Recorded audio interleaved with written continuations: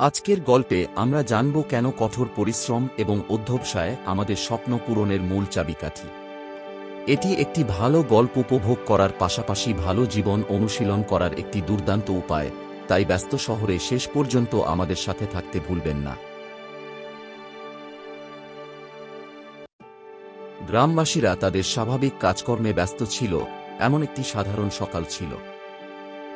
কেউ কেউ জিনিসপত্র বিক্রি করছিল, কেউ কেউ মাঠে যাচ্ছিল এবং কেউ কেউ তাদের ছোট দোকান খোলার জন্য প্রস্তুত ছিল।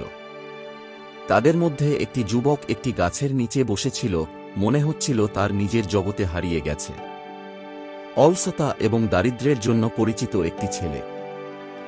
লম্বা এবং সুস্থ একজন শক্তিশালী যুবকের কাছ থেকে যা আশা করা যায় তার সবকিছুই তার ছিল, কিন্তু তার মধ্যে কিছু তার ইচ্ছা কেড়ে নিয়েছিল। সে কাজ করতে অস্বীকার করেছিল, তবুও একদিন ধনী হওয়ার স্বপ্ন দেখত। সে কখনোই পরিশ্রম করেনি, বরং আশা করেছিল ভাগ্য তার কোলে আসবে। এমনকি তার খাবারও গ্রামবাসীদের দয়া থেকে আসত, যারা প্রায়শই তার প্রতি করুণা করত। একদিন সকালে গ্রামের একজন ধনী ব্যবসায়ী অভাবী গ্রামবাসীদের মধ্যে তাজা দুধ বিতরণ শুরু করেন। সে সমৃদ্ধ বছরের জন্য কৃতজ্ঞতা প্রকাশের জন্য এক পাত্র দুধ বিতরণ করেন।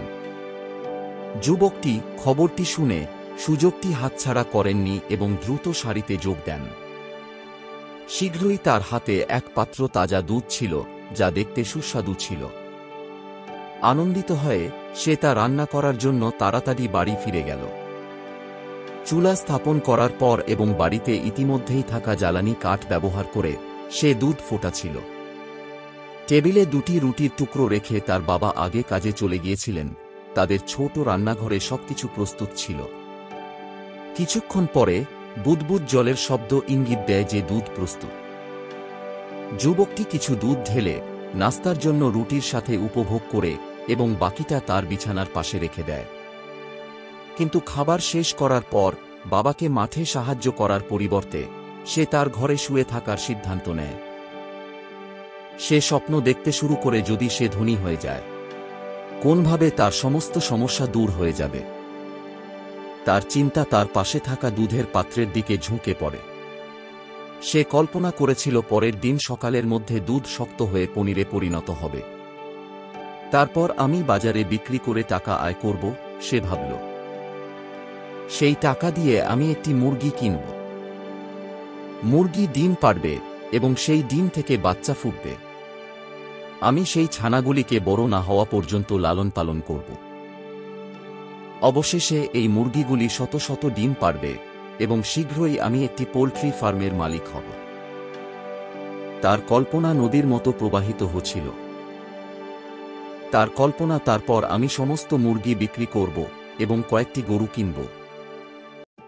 আমি একটি দুগ্ধ খামার খুলব এবং শহরের সবাই আমার কাছ থেকে দুধ কিনবে। আমি খুব ধনী হব এবং শীঘ্রই আমি গয়না কিনব। এমনকি রাজাও আমার কাছ থেকে সমস্ত গয়না কিনে নেবে। আমি আরও ধনী হব। আর তারপর আমি ধনী পরিবারের এক সুন্দরী মেয়েকে বিয়ে করব।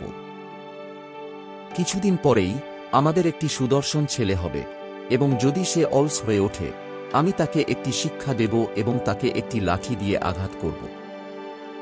সে কিভাবে অলস হতে পারে যখন তার বাবা একজন ধনী ব্যক্তি, যিনি কেবল এক পাত্র দুধ দিয়ে শুরু করে ধনী হয়েছিলেন?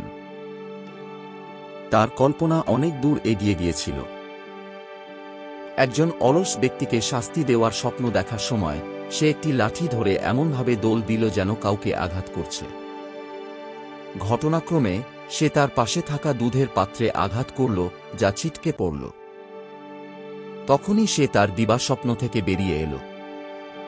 সে কিছুক্ষণের জন্য স্থির দাঁড়িয়ে রইল, তার হতাশা কাটিয়ে উঠল। সে ছিটকে পড়া দুধ পরিষ্কার করল এবং আবার তার দিবাস্বপ্ন দেখতে শুরু করল। পরের দিন সকালে সে গ্রামে হাঁটার সিদ্ধান্ত নিল, এই আশায় যে কেউ দয়ালু আবার দান করবে।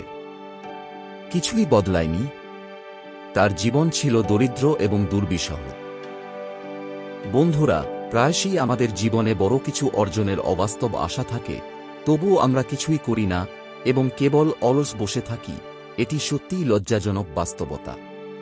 এখন থেকে যদি আমরা আমাদের মনে একটি নিয়ম স্থাপন করি, আমাদের কর্মকাণ্ড অবশ্যই আমাদের আকাঙ্ক্ষার সাথে মিলে যায়। আমরা যদি সফল হতে চাই, তাহলে মূল বিষয় হল কঠোর পরিশ্রম। আমরা যদি সফল হতে চাই, তাহলে মূল বিষয় হল শৃঙ্খলা। আমরা যদি ঈশ্বরের সাহায্য চাই, তাহলে মূল বিষয় হল প্রার্থনা। তাই আমরা অলস হলেও আমাদের অভ্যাস পরিবর্তন করে আমরা সফল হতে পারি। এই গল্পটি কিভাবে আপনার উন্নত করতে সাহায্য করেছে তা লাইক, কমেন্ট এবং শেয়ার করে বলতে ভুলবেন না। দেখার জন্য ধন্যবাদ এবং পরবর্তী গল্পে আপনার সাথে দেখা হবে, যেখানে আমরা একসাথে শেখা চালিয়ে যাব।